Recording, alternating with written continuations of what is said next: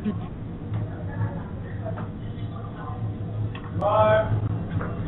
to the Firestone Report. I'm Jennifer Clark, back in the studio with Dr. Bruce Firestone. Dr. Bruce, happy summer, almost. Almost. Oh, it's feeling more summery now. Shorts are out, the tank tops, it is. The patios in Ottawa are busy. Yeah. Oh, the patios are busy now. Yeah. Yes. Yeah. I mean, when we could get outside, we have 110 days of summer. Make every day count. I know. Make it count. Make it count. Yep. So now, I want you to tell me, explain what is the Artifacts launch that you are doing for June and the wonderful event that you're going to be doing in the next little while. Well, it's through explorem.org, the entrepreneur. Yeah, it's through our entrepreneur network, explorem.org, and we're trying to create memorable events that are repeatable, that are annual events, and that people not only enjoy but they learn from. I'm big on the learning outcome stuff, and so you've championed lots of charities and lots of social arts in Ottawa, right? Well, I think as you know, Jennifer, I've talked about it before on the show. 2 years ago or so, I gave a keynote speech at an Artpreneur conference where I think the speech was titled "Get Rich While You're Still Alive," and I was talking. I was talking to. And these were artists. Talking about 200 or 250 artists, wonderful people, and they kind of found that funny, but also quite relevant to their own personal careers. Starving artists. That's what they really. call them. And the average Canadian artist makes $22,000 a year. It's not a lot of money. So. Little did I know that 2 years later I would kind of go to the other side, right? And become an artist. You went to the dark side? I guess so. And I'm still trying to figure out how to use the Force. But so what we wanted to do is not just because I'm kind of on the other side of the equation now, but also because there are lots of talented artists in this community, and not just visual artists or painters, but obviously writers, and film writers, and screenwriters, and filmmakers, and so many other artists. It's a huge TV town, and It is a TV town, and I think TV is entering a new golden age, believe it or not. So we're going to have this thing called Artifacts on June 20th at the National Gallery of Canada. It's the inaugural event. We still have room for a few artists who would like to exhibit that night, and it'll start at around 6:30 on a Wednesday night, so that's June 20th, Wednesday at 6:30. It'll start with some really good food, which is important. We'll feed people. Then there's some live music. Andres Del Castillo is there from the band 8 Seconds. Carl Bray, who's one of Canada's great young composers, will be there. And other people will be there, so we'll have some live music. Then there's a world premiere of a film based on Quantum Entity, the book that I wrote. So it's kind of like your book launch, too, is it not? It is. It's Quantum Entity, the book launch. It's the film launch by prototyped.org. But it's also going to be about 30 artists who will also be there talking to people about their art and showing them what they can do. And so it's an evening of magic. Really, I think it'll be a great evening at the National Gallery. You know what, I can see this.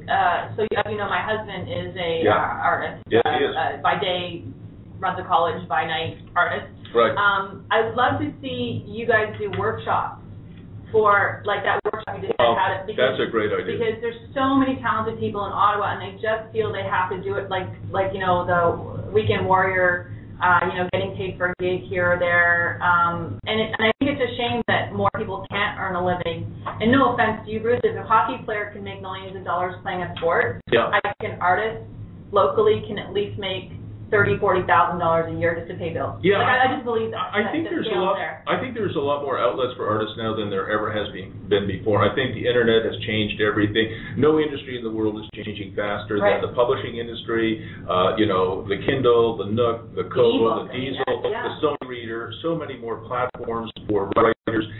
So whether you're a filmmaker, or a screenwriter, or a writer, a novel writer, whatever, or like Paul, your husband, Paul Raven, who publishes as well. Yeah.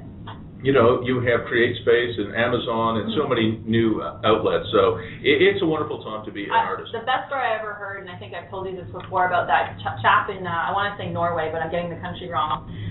He made a wonderful movie trailer that was so good that Hollywood called him. Yes, that's Hollywood called him. He put it up on YouTube or the internet just for fun. Right. And they gave him a movie deal, and he came to Hollywood, and he just did it for the love of it. He had all the volunteers. Exactly. So I love that. prototyped.org is run by Janet Alford and his team. Right, and I do want to showcase that because a lot of people actually don't know Janet.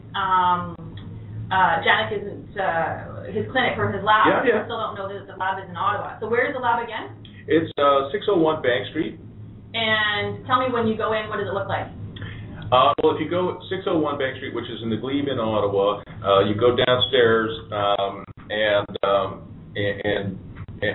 you'll see they have a studio down there, they have a gallery down there, they have all kinds of cool things down there. Right, wonderful. The Prototype D, and that's all on the website exporium.org. No, it's prototype.org. Excuse me, that's their website, prototype.org. Yeah. But if you want to go to Artifacts, if you go to Artifacts, sure. You go to the exporium.org website and you can buy tickets. $50 for the evening, includes your meal, etc. And all the entertainment that we have, and then that's for students, and then it's double that for everybody else. If you get pay to play, but that's now, okay. Just as you know, Jennifer, we're expecting Mark to. Well, let me just check to see if this is Mark here. Yeah. Hi. We're just going to see who might be on hold. Hi, you're on the air with the Firestone Report. No, you only got me, just Matt. No, okay, that's Matt. Okay, so we're still working on finding Mark Monahan. Hopefully he'll join us in a few minutes. In the next few minutes. We just had Teresa just call him. We know he's here. We know he's here somewhere. You hang on, and I'll make sure that we get him. Wonderful. So you hang on here. Well, there's a lot of interesting things. Of course, Ottawa in the city in the summer is one of the best places to be. That's why we all love living here, working and playing here. It's the home of several music festivals. Most notably, of course, is the Ottawa RBC Royal Bank Bluesfest, the Ottawa Folk Fest, of course, being some of the biggest ones, the Jazz Fest. Right. We can't let them go without mention. Of course, and the little ones opening up. A West Fest. We've got little communities doing their own thing. Well, what do you think, Jennifer, about the contribution these festivals make to the culture of Ottawa? Well, that was one of the comments I was going to have. Ask Mark. In fact, I think we might have Mark right now. All right. Hi, Mark. You're live on the air. Welcome. Oh, great being here.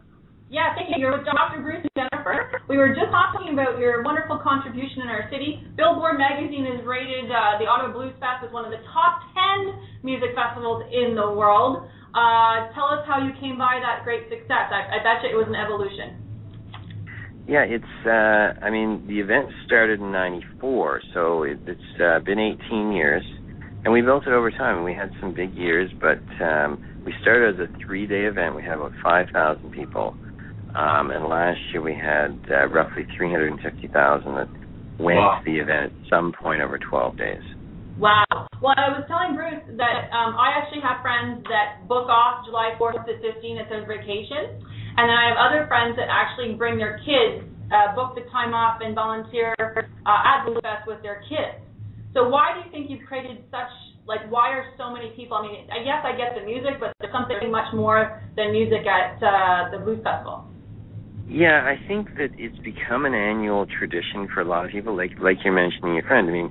People have been going for years, and I think that if you give people a good experience, and it's not just about the music, it's about taking part in a community event, I think that people make that an annual tradition. And we went out last night, we started our volunteer registration, and we're basically full. It took us 4 hours to fill up about 2,400 volunteer spots. Wow. Well, I know it's a hot ticket item, and now this year, or last year I should say, you've also taken over, if I understand correctly, the management of the Ottawa Folk Fest. How was that a different culture? It's two different, hardcore, they each have their hardcore, long-time loyalists that go, but really different vibe. How did your team handle managing two different events in a very short period of time? Well, you know what? It was a sort of a learning curve for us because we've always focused on Bluesfest, but it actually was an interesting exercise, and we're really happy with how things turned out. We're actually going to announce our lineup for the Folk Festival June 6th, so that's coming up, and it's really been interesting because it's a smaller event, but it's in fact been around for the same length of time. Right. And we've moved it down to Hogsback Park, which is close to Carleton University, and that was a very successful location for us last year. Yeah, the location is great for sure. How do you handle, and I'm not saying this in a negative, I hope you take it in the vein it's asked, how do you handle, you can be the most loved or most hated person during the summer if people don't like what you're doing, your lineup, the lines, or whatever. How do you personally handle that, or how does your team handle that? I think it's a challenge because given the wide demographic that we appeal to now, you're never going to be able to make everyone happy. Right. And I mean, that's unfortunate, but that's just reality. For everyone that loves, Nickelback, there's probably, another person who doesn't like them that much. Right. But maybe like some other act on the bill. So the notion is that, there's 200 acts over the course of 12 days. Really, there's got to be, if you're a music fan, there's got to be something you want to see. And that's my attitude. As opposed to focusing on what you don't like, focus on some things that you want to see. And that's when you go. Hey, Mark, it's Bruce Firestone here. Nice to have you come on the show today. Thanks again. Oh, great. Thank you. When I was with the Senators, I know we had the same. Yeah, you had the same vibe. We had the same vibe. I mean, we would play, some rock and roll music. People would hate that. We'd play pop music. People would hate it. Some people it wasn't loud enough. Others it was too loud. So I get that. You can never please everybody. But congratulations on building such a great institution. Mark, a lot of festivals over the years have lost money in Ottawa, and not just in Ottawa, elsewhere. The Tulip Festival, I think, actually went bankrupt at one point, maybe more than once, and seems to be back on track now. But, Bluesfest has had such a great reputation. What, in terms of not only your artistic success, but your financial success, what would account for that? I think, Bruce, I think it's just sort of trying to pay attention to a lot of the little things that really create a great event. And I went to a conference a couple of years ago and was really interested by someone who was presenting some research on why, what people think when they go out to events. And this is not just, festivals, but music events and others. And they concluded that about 60% of your opinion is formed not on the actual show. It's actually formed on the basis of how you got into the venue. Oh, wow. Yeah. Were there washrooms? What was the food like? All these other things. So it really opened my eye to saying, it's not enough just to bring in some great acts. You have to create an experience for people so that they walk away saying, geez, that was a fun night. Mm-hmm. And I think that's been a lot of our focus is, how do you take care of people? Yeah, it's a lot of, show business, a big part of success, because I've known lots of performers over the years, and of course you've known many, many more, but a big part of their success is just showing up, and I think attention to detail. I was listening to James Cameron about 2 months ago, and one of the world's great physicists, Dr. Dyson, calls up James about 3.5 weeks before he releases Titanic 3D. All right, so he's just about to re-release it on the 10th anniversary, and Mr. Dyson, or Dr. Dyson, says to Jim, he says, Jim, you know that scene where Rose DeWitt Bucator's in the water on a makeshift raft, the Titanic is sunk, and Jack Dawson's in the water dying of hypothermia? And Jim says, yeah, I know that. And so he says, well, the stars over Rose's shoulder on that evening in April 1912, the stars, the position of the stars are wrong. and James Cameron, Jim says, well, so? He said, well, it's wrong. I mean, stars do move, and in 90 years, between 1912 and 2002, when the film was done, the star field moved. You got it wrong. So James said, well, there's nothing I can do about that now. It is what it is. We're releasing it in 3.5 weeks. There's no way I can change that. But for the next 3.5 days, Cameron could not sleep. He would wake up every 2 hours, and it finally went darn, or something like that. And it calls up Dyson and says, all right, send me the star field. He goes back into the film editing room, puts the right star field in, and then they released Titanic 3D, I guess, last month. So it just tells me that the kind of thing that you're talking about is the kind of thing that sent Jim Cameron back into the film editing room. Well, Mark, what was one of your star moments? Like, what kept you up at night that you wanted to fix? Right. So much time and effort on my part goes into the programming, but it also, that's where you have to spend as much time negotiating and figuring out the headliners on a lot of the smaller acts. Right. that also is important. And I think people, many people always say, you know, I came to the festival because I wanted to see Kiss, but I actually saw this other guy who I'd never heard of, and it's fantastic. So, you know, you have to make sure. Sometimes Ben will call me up and say, Mark, we'll play for free. You know, give us one of your lousy slots. And I say, well, there are no lousy slots. If I have that attitude, then I'm going to book lousy bands. You know, like, attention to the details. Yeah, my husband was lucky. Yeah, my husband was lucky enough to play at Bluesfest with his Big Soul project, and it was awesome to see community. And that's one of the big things, Mark, that you personally espouse in the community. Can you tell us about blues in the schools? Because I know that's one of your passions, is really putting music in the hands of kids.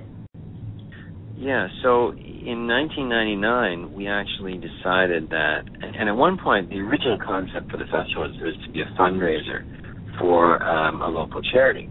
And we realized about 4 or 5 years into it that we don't really want to exist just to give money out to different, I mean, that's great, but we thought, what if we try to create some charity of our own? And really, I did some research and happened upon some guys doing this sort of music education called Blues in the Schools in the States. And so we started this program, and this year we were in 20 local schools. We go in for 2 weeks in March, and it's part of the curriculum, so we go in and talk to the kids about different music. It's not all about blues, but talk about the power of music. And then we work with some kids to actually put on a show, a performance at the end of the 2 weeks. So it's really, you know, it's really been a great experience, I think, for a lot of kids in the community. And we're out there probably reaching 4,000 or 5,000 kids every year at the program.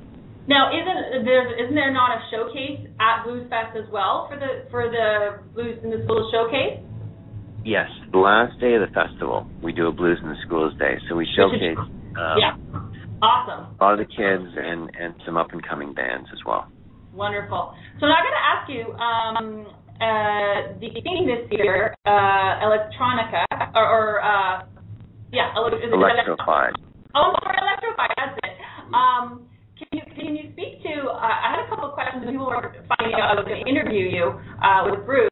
They had asked, are you trying to target a younger audience with that sort of electronica vibe? Because there is, I would say, I don't know, if I look quickly at the lineup, a good 10-20% electronica. Are you trying to go into that space, or is it just sort of a different menu for this year? Well, what we did is at the end of last year, I sort of did an analysis and said, you know what, guys, what should we change, or what's really not working?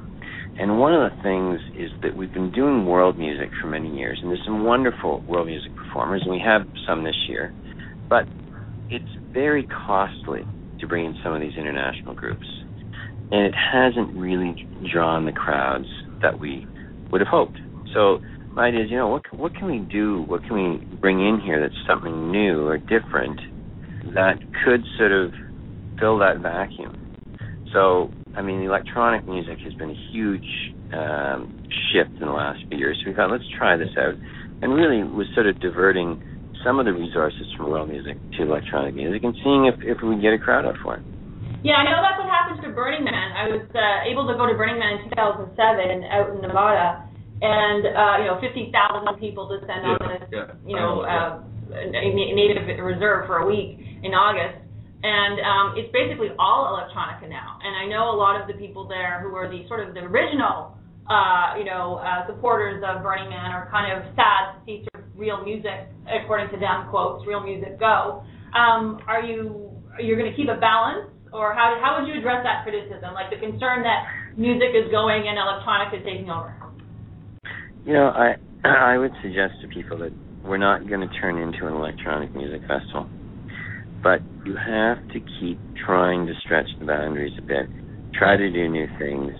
If we did the same thing every year, I think the crowd over time would dwindle away. Right. You have to try and stay current. And the other thing that people don't realize is that this is a 12-day event. Yeah. You can't always get what you want for 12 days.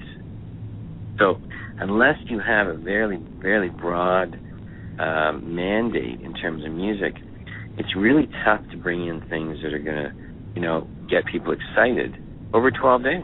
Right. Mark, booking acts is really a relationship business. You know, somebody like Fergie, if she's going to go and do a tour, she might have 40 or 50 dates. And whether she plays Bluesfest or she plays, you know, Toronto, Montreal, or for that matter, Duluth, Minnesota, really, to her, it doesn't really matter. You know, it obviously matters to the local promoter. So how do you develop those kind of relationships, and how do you get these people to agree to come to Bluesfest? A lot of it, Bruce, and you're exactly right. It's relationships, and for the most part, it's actually relationships with agents. You know, if you look at our roster of the 200 acts, there's probably 12 to 15 agents that I'm dealing with for all those acts. Wow. So it's the relationships with those agents. I'm actually going to New York tomorrow because I'm trying to finish the folk festival lineup, and I'm meeting with several agents that I deal with in New York, just to go down and sit with them and say hi, because you can talk to people on the phone all year, but it's always nice to sit down and you know, have a coffee and basically talk about what's going on. Right. So how big is your staff, like your paid staff that work with you? How big is it? And because they have to run 2 festivals now, plus, you know, Blues in the Schools and all the other charity events you guys do. We have a full-time staff of 8. That's year-round, and then this time of year we've got about 20 in the office, so we bring on a fair amount of contract labor. And then my programming team really is probably 8 to 10 different people that I meet with periodically that are not full-time staff, but I reach out to a lot of people and, you know, schedule meetings and talk about what's going on. And so it's a pretty small core group, but I think I've got a great team, and it's right. Well, I agree. We built it over time. Yeah. I used to be an insurance underwriter, so I actually used to sort of underwrite the Bluesfest. I didn't personally, of course. Having said that, every time I look at the festival, I can't help to go back to my old world analytical viewpoint of like, wow, this is a nightmare. How complicated for a music festival of your caliber, even folk festival, is that part of the business world? So like the insurance side? Yeah, it's, I mean, nothing I would say is complicated, but these things just take time. And I think you have to, you know, it's a process, as you know. I mean, the event has grown dramatically. So you have to go through, and I mean, what I'm, you know, again, even given what happened last year, the insurance end of it is somewhat complicated in the sense of what do we really need and what is enough. I mean, when you look at some of the things that could happen, you look at in the States and in Europe, things that have happened, you know, I guess my attitude now is you can never have too much insurance. Right, yeah. I would guess, Mark, that the insurance question is probably a little less problematic in Ottawa than it would be in any American city. Yeah, and also, you know, what's interesting is because we've been around 18 years, there's very very few claims, and so that amounts for something. I know, you know, you've been in the insurance business, then you know that. But some areas in the States or in Europe, I think they're having a hard time. Right. Is crossing the Canada-U.S. border still a big deal for some bands? It is for those that don't understand the process, and it's not complicated.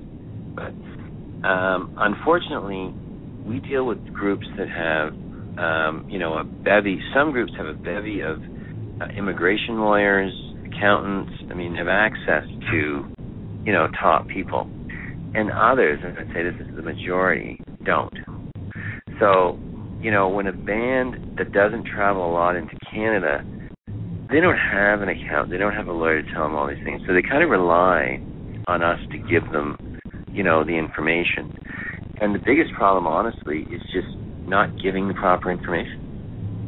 Yeah. And one of the things that really is, and people don't realize this, that, see, a DUI, driving under the influence in Canada, is a criminal offense, but not in the U.S. So a lot of people don't think they have to disclose that. What happens is when they get to the border, it pops up on the record, and that's the thing now. I mean, record keeping is Yeah. all electronic, so it's not like you're dealing with people looking at some pieces of paper. They're online. They know who you are, and that is the biggest problem. If you have any kind of a criminal record, it's likely you're not getting in. Oh, wow. Let me tell you my one immigration story. I've got a few of them, but I'll tell you this one from the first year of the Ottawa Senators. That's 20 years ago now. Our first ever mascot, we didn't know that, was an American citizen. And we just didn't know. And he was a part-time guy, and he was a great mascot, if anybody remembers the inaugural season of the Sens. And we did not know this, but he had trouble crossing the border, and it was game day. So he got rejected from the border. I don't remember what it was for, but something, probably along the lines that you've talked about, Mark. And he actually crossed Lake Ontario in a boat. Wow. And somebody picked him up on the shore and brought him to this. We were playing the Civic Center. You got to hire some boats there, Mark. So I'll keep that in mind. Mark, we're gonna go to a question, if that's okay. We've got a caller. Sure. Welcome, caller. You're on live with Mark Monahan in the Firestone Report. What's your question? Hello, Mark. My name's Alain. I've been a fan for a few years.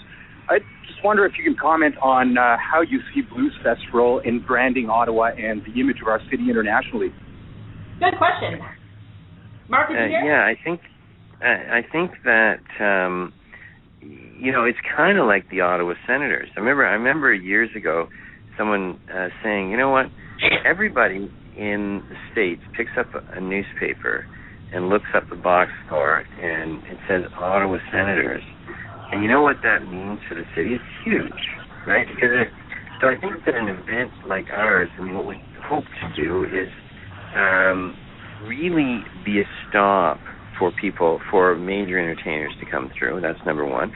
And secondly, have people leaving the city, going back and telling their friends about it. And really the publicity that's generated through word of mouth, I think, is the key, and that's the best kind of publicity and promotion you can get.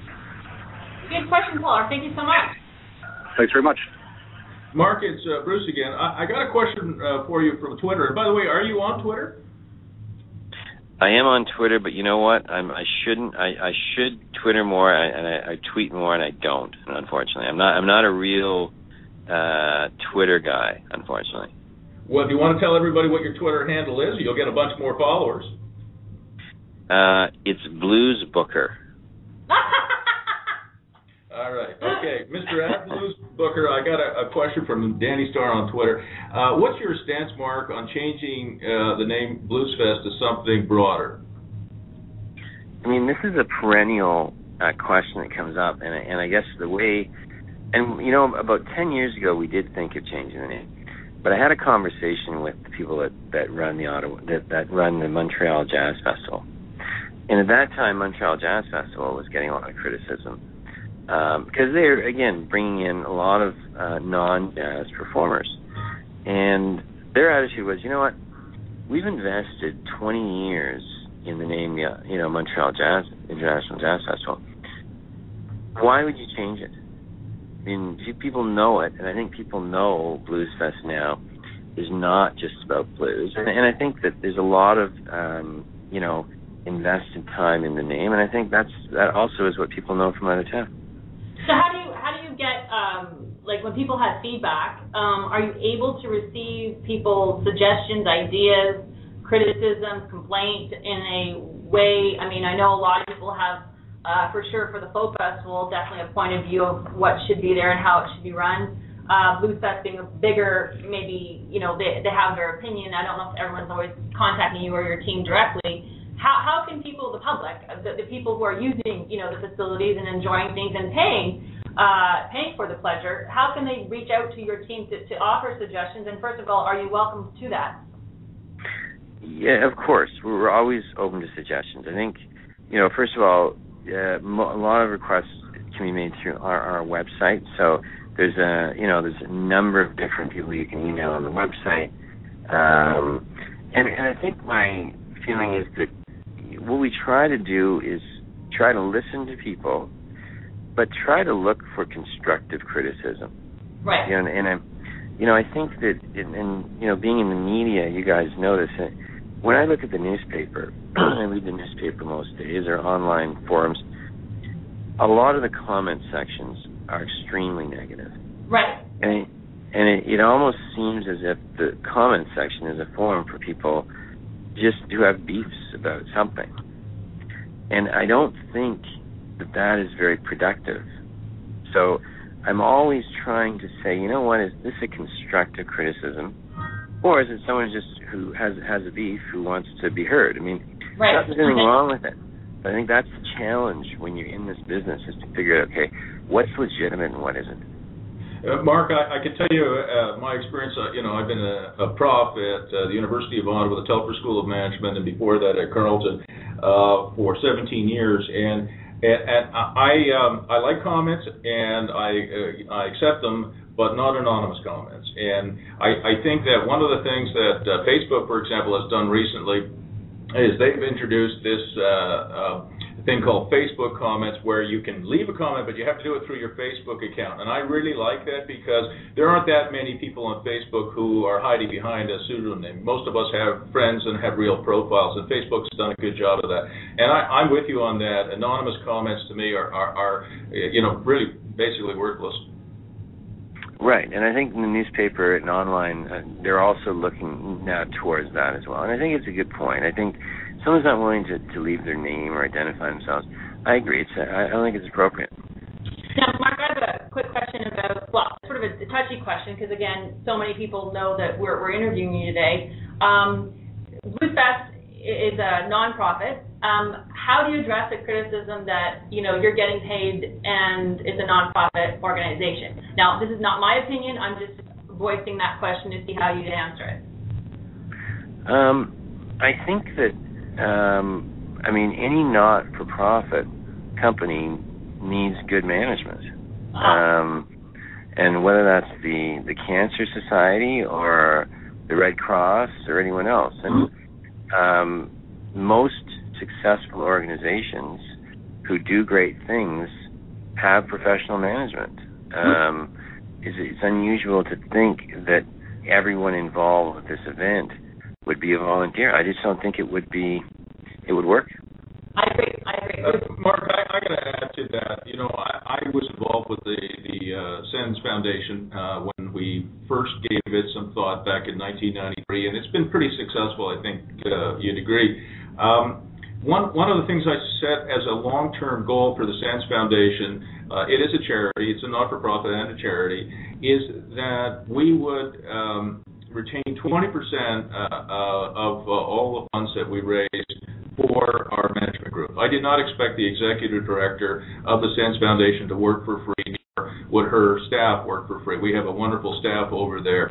And by the end of 2010, the foundation had raised about $50 million, and we had dispersed 79.6% of that funding. And I could have that a little bit wrong, but it's just under the 80% goal. And I think that people don't understand that if you're going to do good works in society, whether it's Bluesfest, which is a not-for-profit, or the SENS Foundation, or for that matter, Exploring.org, you need to have some paid staff, because a charity or a foundation, not-for-profit that relies entirely on volunteers, I think generally will not achieve the kind of results that we would like to see. I agree. Sure, and we're running a multi-million-dollar business, and we have a full-time accountant. I can't imagine asking someone to do our accounting for free. It doesn't make sense, right? You've got to have professional staff, and if you have a good accountant, it's likely he's not going to do it as a favor. Yeah, I'm with you on that. I would not, and in fact, I never apologized for that. I want it to be efficient, though. I think that whether you're a not-for-profit or a charity, you should be efficient. You should have a business model. You should stick to it, and you should try and be efficient. We certainly are trying to do that in the things that I'm involved with on that side of the ledger. But to say that everyone should work for free, well, no one, long-term can do that. I have a different question for you. I was in the office of Springcrest, which is a local development company run by Dave Spilinar, and he mentioned to me that there could be a new home for Bluesfest. And can you update our listeners on that? Yeah, this has been an ongoing project, but Dave Spilinar from Springcrest and Bluesfest basically have gone into an agreement on a property, the site of the old Westboro United Church, which is still there. It's a 100-year-old building. And we are hoping that we're going to be able to move into that church. We're going to renovate it and develop a community space, sort of like a community arts center on one floor. And then we're going to have our offices on the other floor. So it's an exciting project, but, as you know, Bruce, development is never easy. So. Yeah. Well, I had a chance to talk to Roger Staubach. He's famous for being a football player, a quarterback with the Dallas Cowboys, but he's also a very successful developer. And he told me that Ottawa ranked as one of the top 5 most difficult cities in North America to do development work in, right up there with Boston, San Francisco, Portland, Ottawa, Boston. I think those were the 5. Yeah, that's amazing, and it doesn't surprise me. Now, Mark, how long does it take your team to organize, run Bluesfest? So obviously, it's for a week in July, folk festivals, second weekend in September. How long does it take, from beginning to end, when you close down shop for 1 year and then you kick back in the next? Well, it used to be that after Bluesfest, you can imagine the busiest people right after Bluesfest is our accounting department.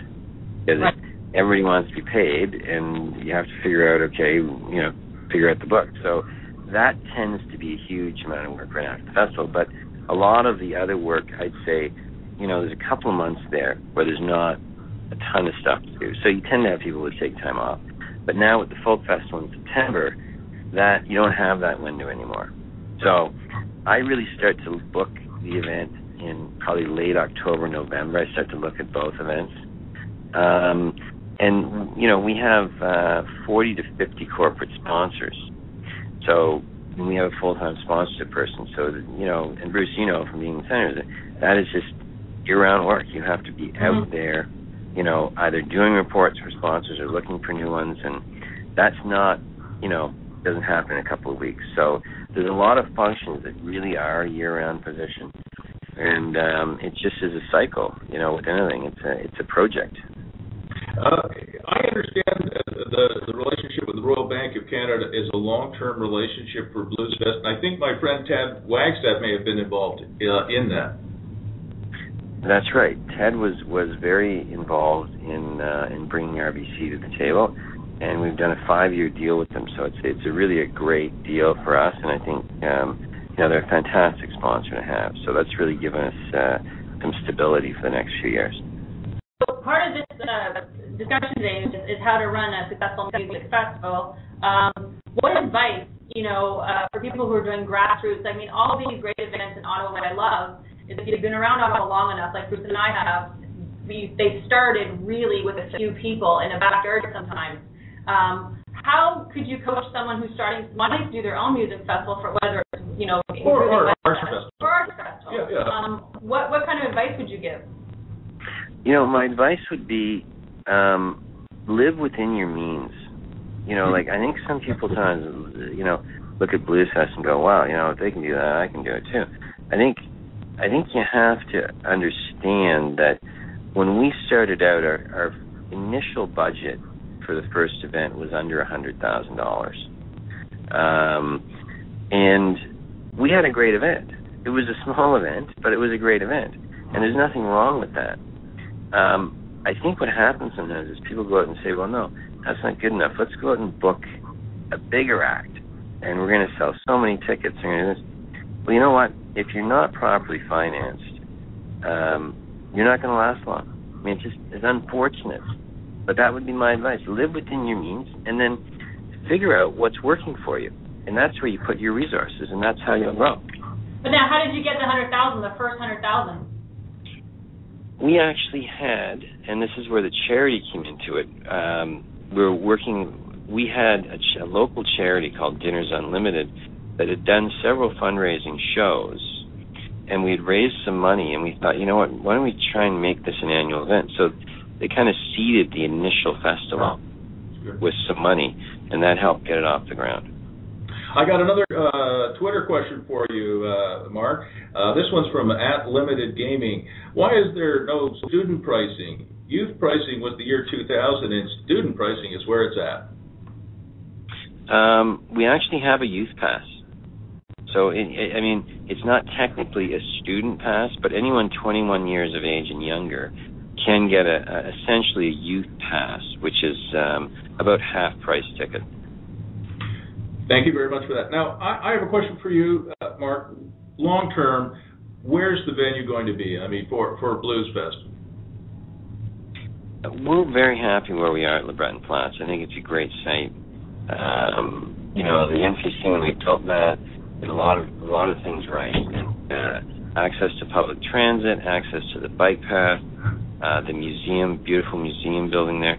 We don't have any plans to move. All right. I've got another question for you. I enjoy the show. We'll tune in for the rebroadcast. Let's see. Is there a question here? Bruce is reading a paragraph. Yeah, I'm reading. Oh, my God. Okay. The festival has played, I guess he's talking about Bluesfest, has played a key role in Ottawa being ranked as a world destination for living, visiting, with the global class talents, and gives a pulse to an otherwise conservative culture that would have to leave the city for this type of event. Do you feel that accurately describes the role that Bluesfest has played in the development of Ottawa? Yeah, I think that the way that I see the festival is the festival creates an opportunity to bring in a lot of artists who wouldn't normally come through Ottawa. And that's been also part of the success in that we're not in Toronto and we're not in Montreal, which tends to see almost every act that comes through. And right. you see this over time and over many years is that typically acts, every third or fourth act might stop in Ottawa. They always stop in Toronto, Montreal. So that's helped the festival to get a lot of acts that normally wouldn't necessarily be here. But I also think that, whether it's a conservative town or not, we're there to kind of create a great music event in July. And I think it shows now that, people have really bought into that. And from the volunteers to the people that go, it just seems to fuel itself every year. Would you be able to duplicate the success in other cities? Is it because Ottawa is sort of that in-between space with enough resources and physical beauty to make it attractive? Could this model be duplicated elsewhere, or does Ottawa have something unique in of itself? I think that Ottawa is unique in the sense that it's a big enough market, a greater population of 1 million people. Is just a beautiful city. And it's not off the beaten track. It's fairly easy to get here. I think those elements are really important. Could it be duplicated elsewhere? For sure. I'm sure it could. But you know what? I think some of these things are hard to replicate. Right. Mark, Jennifer's a fan of the Burning Man Festival, and I'm a big fan of South by Southwest in Austin. Tell me, are there any other festivals you look at and say, wow, they're pretty good? Yeah, I was at South by Southwest this year. That's a fantastic event. I've also been to Coachella in California. Phenomenal event. And I'm going this weekend to Bamboozle in New York while I'm there, which is an outdoor festival on the beach in Asbury Park. So I think, there's always something to be learned by going to these events. I'm a firm believer that you got to go and see other things. Because if you just stop and say, geez, we got the perfect formula there, change, well, that's dangerous. So I'm always out there trying to see new events, big or small, and see what ideas they have. I'm big, I guess because of the last number of years of teaching, I'm big on learning outcomes. And I think one of the things I liked about some of the new direction I'm seeing from Tulip Festival is that it's they kind of went in that direction too. Is there any, this may be totally, off the wall, but, South by Southwest, it's tech, it's film, it's music, but there's a lot of learning outcomes there too. There's lots of stuff that you can go to and you can hear people that, speak. You can hear Mark Zuckerberg, and you know, in the day, you can hear somebody like Steve Jobs. You could listen to people that you wouldn't normally get access to. Is there any possibility that Bluesfest might add that element? You know what? I have looked at it over the years, and honestly, I'm not sure how to go about that.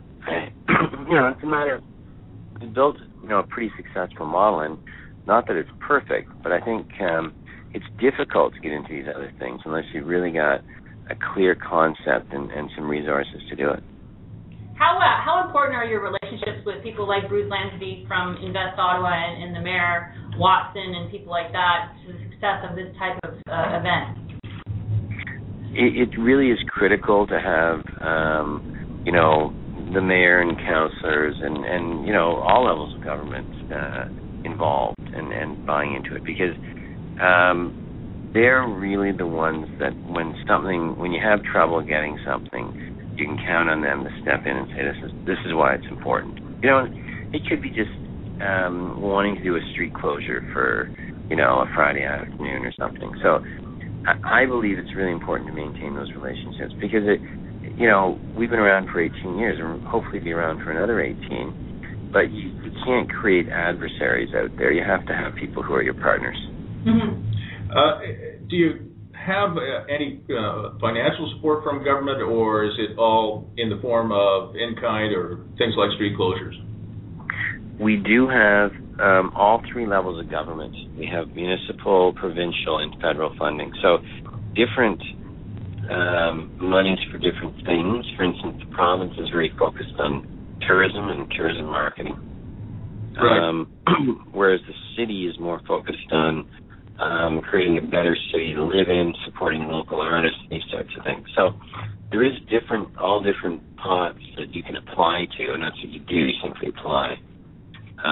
But the festival has been supported, by all three levels of government.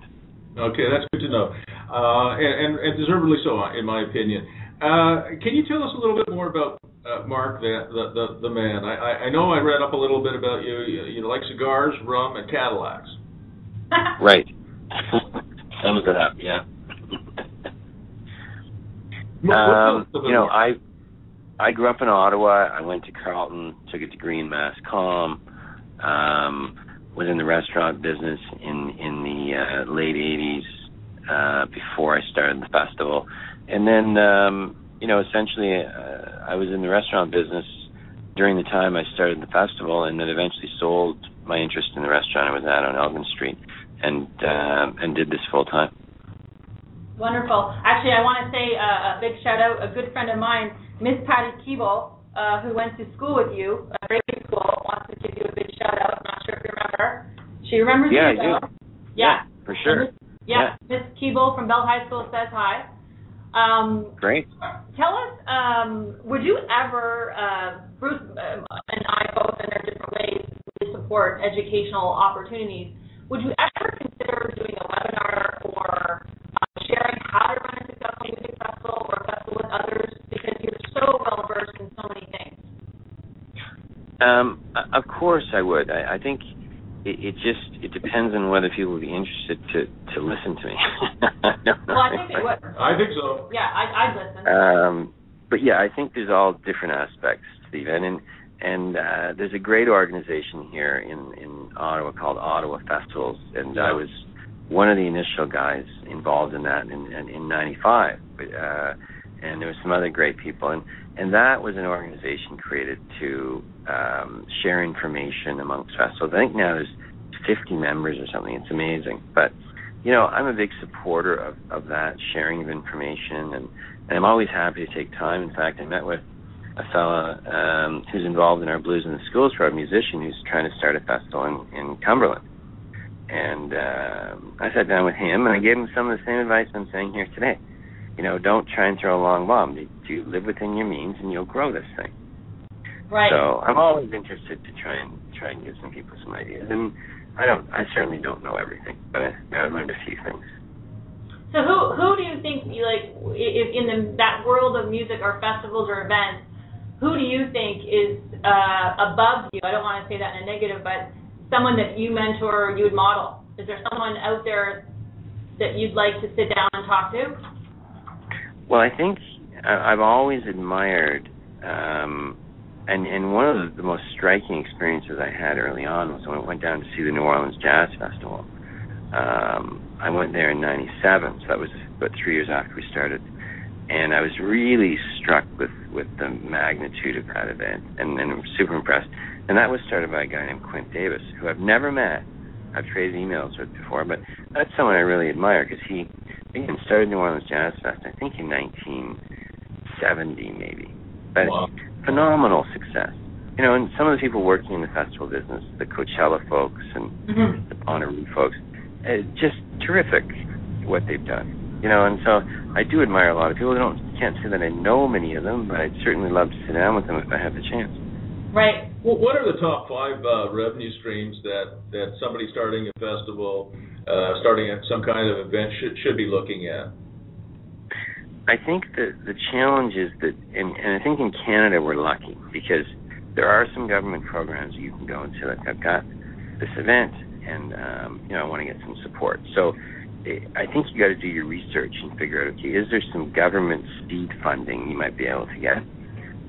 Corporate sponsorship is tough right off the bat, because you know, if you haven't put an event on, so you really got to look to, you know, who is going to have a vested interest. A lot of times these events are started with help from business improvement associations, you know, who might have a small marketing budget to start things like that. So, you know, eventually it's corporate sponsorship and ticket sales and concession revenue and all that sort of thing. But it's you got to step, you know, you got to start walking before you run. Wonderful. How important is merchandise? Merchandise is important. Merchandise is tricky because, you know, I'm sure a lot of event organizers would agree that who hasn't said, geez, I'm going to sell, you know, 1,000 T-shirts and print 1,000 and sell 200 and lose money. Yeah. So merchandising is very tricky, and my advice is get someone who's going to do it for you, you know, who's going to take it on. So that's very important, and concession revenue is very important. If you're bringing a lot of people together, you know, there's a lot of revenue coming through sale of food, beverages, everything else. If you were looking ahead, Mark, 5 years from now, what do you think Bluesfest looks like? Well, I think I'd like to think that people are still excited about going. You know, and if I look at, to give you an example, when I was growing up, the biggest music concerts in the summer happened at Lansdowne Park during the X.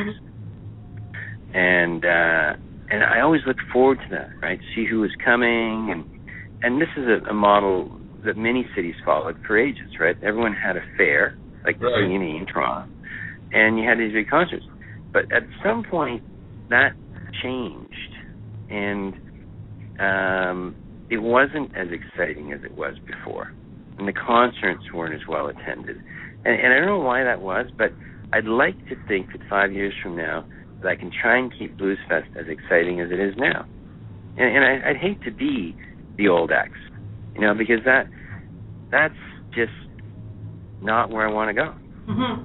So let's turn to Folk Festival, because that's part of your mandate now. What are some of the goals for Folk Festival? Because, again, that's an old, established festival in of itself. You're new to it. One, how did you sort of work out making them feel safe with you?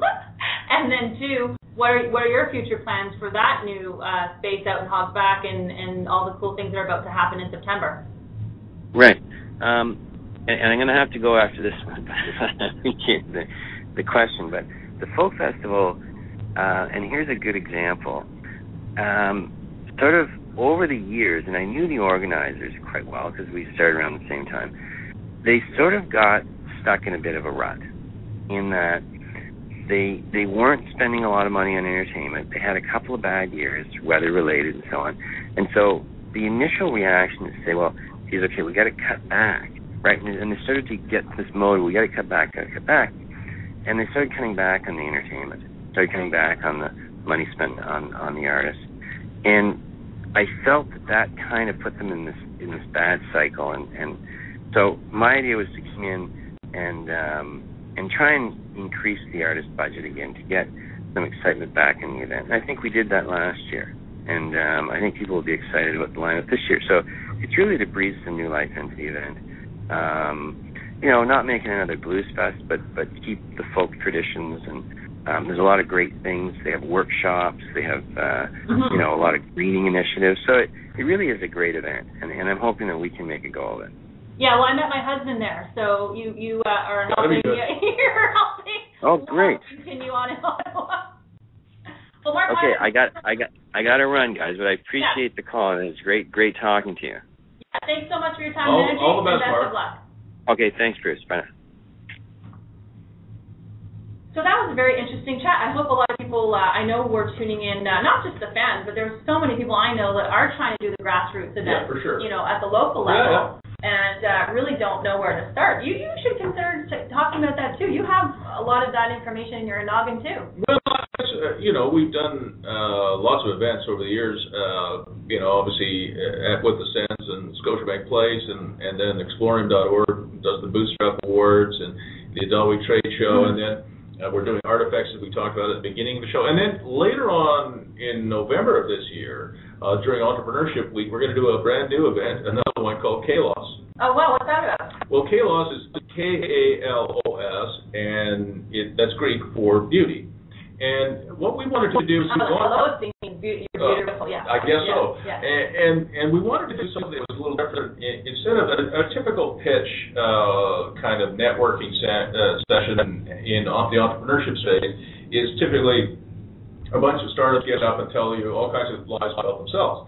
And so what we did was we learned actually from Waterloo, which does something similar. They call it KALOS. They have their own name for it, but that to do a networking event where large companies could talk about what they're doing and small companies or medium-sized companies could talk about what they're doing, and they could find each other. It's kind of like, plentyoffish.com, but for large and small companies to get together. Yeah, so like a Microsoft can say, look, we've got Azure, and this is what we're doing with it, and some of these smaller, medium-sized enterprises say, we should integrate that into our offering, and vice versa. So it's kind of finding each other, and it's it's a big meetup. And so you get a bunch of big companies that pitch probably for about 4 minutes or so, and then a bunch of small companies pitch, and then after that it's just a party. Wonderful. And again, that'll be on the Exploring.org website. Yeah, it'll be on the Exploring.org website when we figure out exactly where we're going to be. Right. I think that's great. I'm kind of excited not only about the Bluesfest lineup,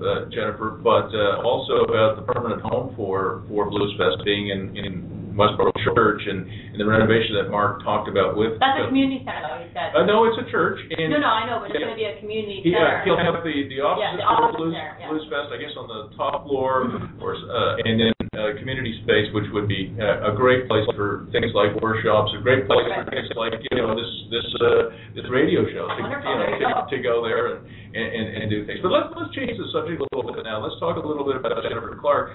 Jennifer, you're having a baby. When is the baby due? Late August. And so this actually is my last show, sadly. And I just wanted to say thank you to you and your team here at Exploring for letting me contribute and share and talk to all these great people. Well, you've been an incredible contributor, but you're going to contribute in a different way in a few months. And it's a boy. It's a boy. We're expecting a boy. Yes, nice. Hopefully, according to my husband, he's going to be a bass player. Now, do you have some names picked?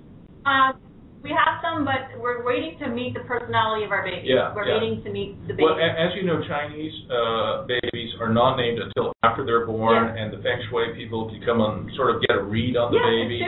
Naming them before they're born is supposedly, not a good idea. So I guess you and Paul are. We're just waiting. We're waiting. Yeah. So thanks again, everyone. It's been a pleasure. I know Bruce and his team are going to take over the radio show, rebrand it, and take it further. I look forward to hearing all the archives on the website. So Bruce, have a great month of May. Well, I'm really looking forward to this month and especially next month with the launch of Artifacts. Wonderful. So thanks, guys, for tuning in, and we'll see you, or Bruce will talk to you next month. That's a great show. Great show.